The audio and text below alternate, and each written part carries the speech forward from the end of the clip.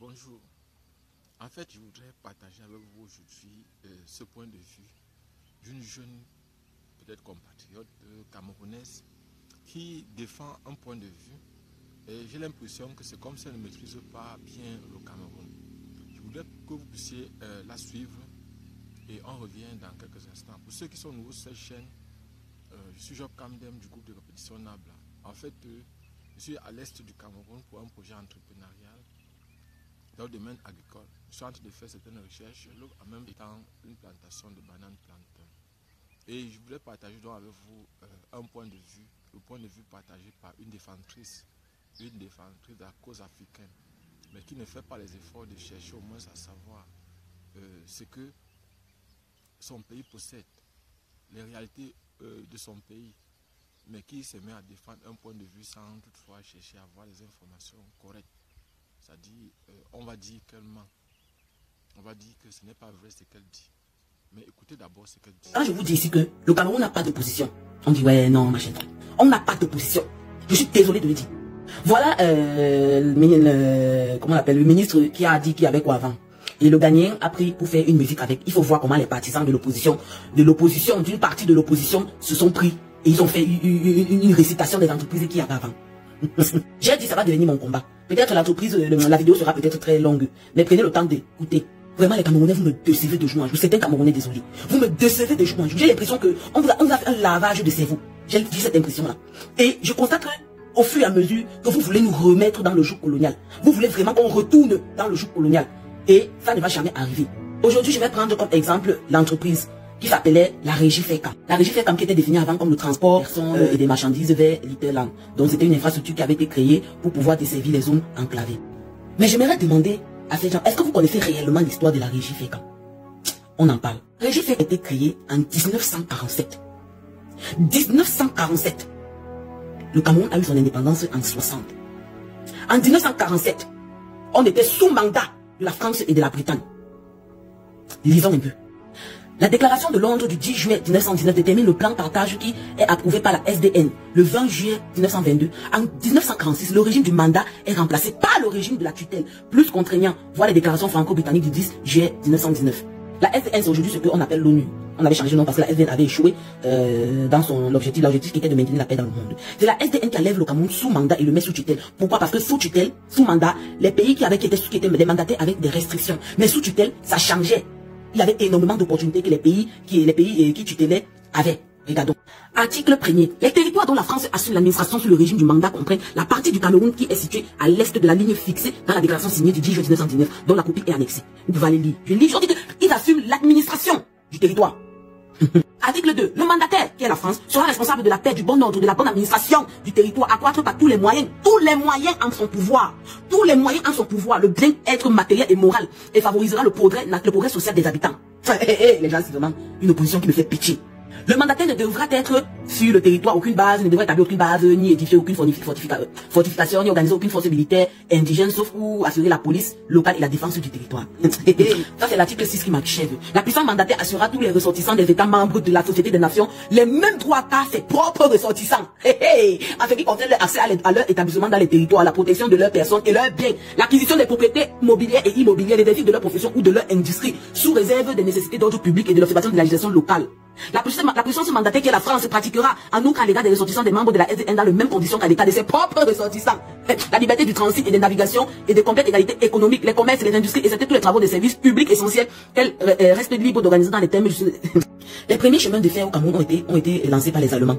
Les Allemands qui dans les années 1906 et 1914 ont commencé la ligne de l'Ouest et celui du Centre. La Première Guerre mondiale éclate. Ils étaient arrivés à Isaka. Les Français ont continué, ils ont fait la région du Nord et de l'extrême Nord. Et quand le Cameroun a eu son indépendance, Amadou Ahidjo a étendu ça. Mais il faut dire aux Camerounais comment fonctionnait la Régie FECAM. Que ce transport qui avait été créé par le colon ne servait pas aux voyageurs, mais plutôt au transport des marchandises. J'ai d'abord une question à vous poser. Le Cameroun prenait l'argent dans les années 47 pour ouvrir une entreprise. Pour construire des chemins de fer. Vous me faites rire. La Régie FECAM n'était qu'une entreprise qui exploitait le Cameroun et rien d'autre. Ça ne servait ni aux Camerounais, ni aux marchandises des Camerounais. Puisqu'à ce moment-là, vous n'étiez que des simples esclaves. Nous voilà alors en 88. L'entreprise de 1988, la régie FECAM est ciblée comme une entreprise qui doit être privatisée par le FMI et la Banque mondiale. Oui, puisque c'est à eux qu'on a pris l'argent pour prêter, pour construire ces entreprises. Vous voulez que c'est eux qui ont le monopole de décision. La liste était sortie, l'entreprise de régie FECAM faisait partie des entreprises qu'on devait privatiser.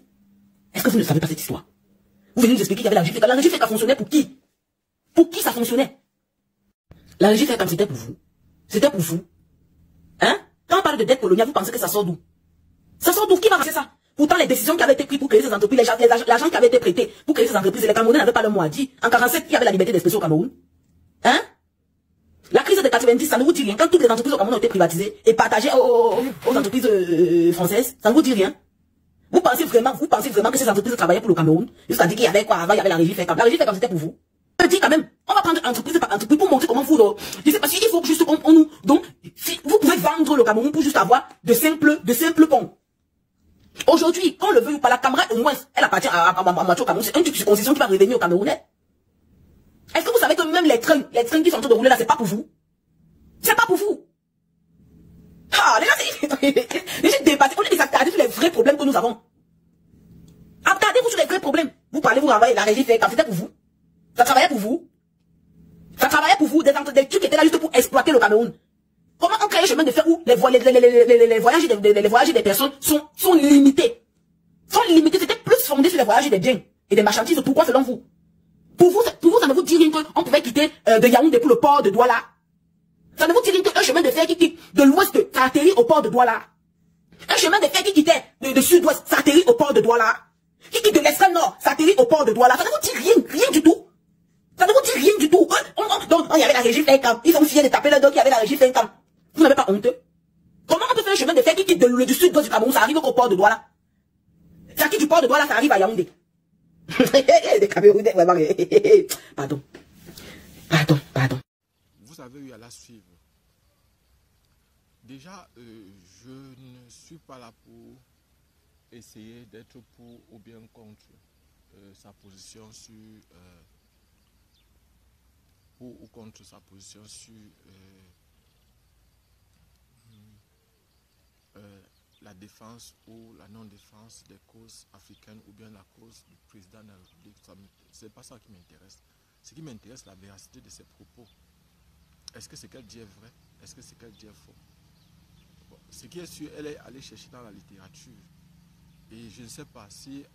parce que chaque fois qu'on part chercher dans la littérature, il faut confronter cette littérature à la réalité locale.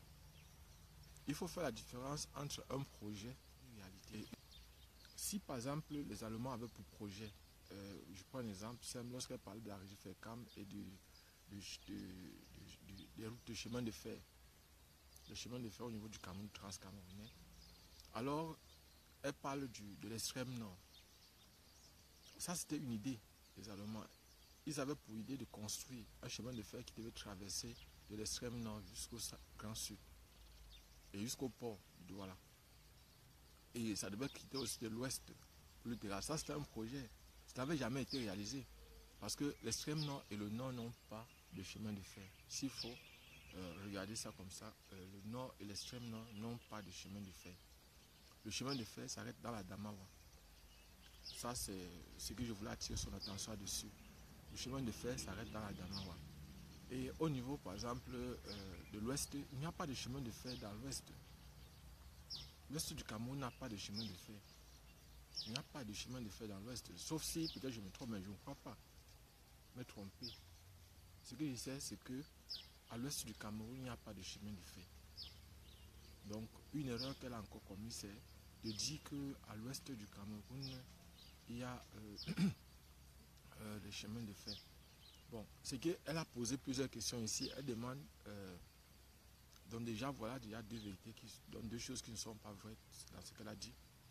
Bon, maintenant, elle dit aussi que d'où venait l'argent que le Cameroun possédait pour pouvoir... Pourquoi est-ce qu'on défend la position du Cameroun juste après les indépendances? Qu'est-ce que le Cameroun possédait? Bon, elle dit que le chemin de fer n'appartient pas au Cameroun. Je voudrais m'inscrire en faux de tout cela parce que dans le fond, les chemins de fer appartenaient au Cameroun. Les Allemands ou les Français qui sont venus et les Anglais qui sont venus du Cameroun exploitaient le Cameroun. Donc on ne va pas dire que les chemins de fer ce n'était pas un cadeau. C'était en fonction des ressources, en fonction de ce qu'ils voulaient gagner, qu'ils construisaient ces chemins de fer. Ces chemins de fer nous appartiennent. Donc, si nous on défend cela, lorsqu'elle dit qu'il y avait ça, c'était pour nous. Tout ce qui est sur notre territoire nous appartient d'abord. Et c'est avec les ressources naturelles de chez nous. Parce qu'en fait, on construisait ces chemins de fer là, c'était pour transporter les mines, les produits vivriers. C'était pour transporter les mines, les produits vivriers, le bois. Voilà ce qui devait être transporté. Et je voudrais attirer son attention sur le fait que ce n'est pas un cadeau. Il n'y a pas d'amis entre les pays, entre les États, il n'y a pas d'amis. Même si nous sommes sous, on dit on est quitté du protectorat pour une autre cause un peu plus noble. Non. Nous, sous mandat, sous mandat protectorat. Non. Nous, par exemple, au niveau du Cameroun, ce que nous défendons, ce que nous voudrions, c'est que notre pays soit un pays émergent. Ce n'est pas de défendre les gens de façon aveugle. On ne défend pas des personnes de façon aveugle. Parce qu'il faut au moins être au courant des réalités. Si aujourd'hui nous sommes là où nous sommes, on devrait être plus loin que ça. On pouvait être plus loin que ça. Donc ce n'est pas parce que peut-être, je ne voudrais pas, parce qu'elle a parlé de, il y avait quoi avant, donc de la ministre Cortez. Bon, moi personnellement, ça ne m'intéresse pas trop de vouloir discuter là-dessus. Mais mon problème, c'est surtout sur les propos, les véracités des propos. Parce que je crois que, en fait, Deng Xiaoping avait dit quelque chose, l'ancien président chinois, peu importe la couleur du chat, l'essentiel c'est qu'il attrape la souris. Le rôle du chat, c'est d'attraper la souris, peu importe sa couleur. Et je voudrais simplement lui dire que moi, mon problème n'est pas de défendre le colon ou de défendre, par exemple, les intérêts des étrangers. Non. Le problème, c'est est-ce que ce qu'on est en train de faire apporte un mieux vivre, un mieux être? Est-ce que ça améliore les conditions des Camerounais? Est-ce que ça améliore les conditions des citoyens camerounais ou des personnes qui vivent au Cameroun? Voilà, c'est à cette question-là qu'il faut répondre. Est-ce que, par exemple, il y a un surplus dans la vie quotidienne des Camerounais ou des gens qui vivent au Cameroun, des personnes qui vivent au Cameroun? Voilà. Il ne s'agit pas de défendre, de dire que l'Occident, non, non, non, de s'aligner derrière des personnes qui parfois font plus de mal à leur peuple que du bien. Non, il ne s'agit pas de soutenir les gens de façon aveugle. Il s'agit aussi de dire la vérité. On a un pays à construire. Le Cameroun est une nation en construction. Et il y a beaucoup de choses à faire encore au niveau du Cameroun. Beaucoup de choses à faire. Il y a beaucoup de choses à faire au niveau du Cameroun. Donc, si, par exemple, pendant qu'on cite ce qu'il y avait avant, il y avait la régie FECAM, il y avait ceci, c'est parce que les services qui étaient rendus, nous, ça dit si on donne un héritage, pour dire vrai, ce qu'elle dit là, ce qu'elle a dit est horrible. Parce que si on vous donne un héritage, si par exemple on a hérité de ces biens-là, c'est-à-dire de ces choses-là, il aurait été l'idée à conserver, d'améliorer. Mais qu'est-ce que nous on a fait? Qu'avons-nous fait de ça?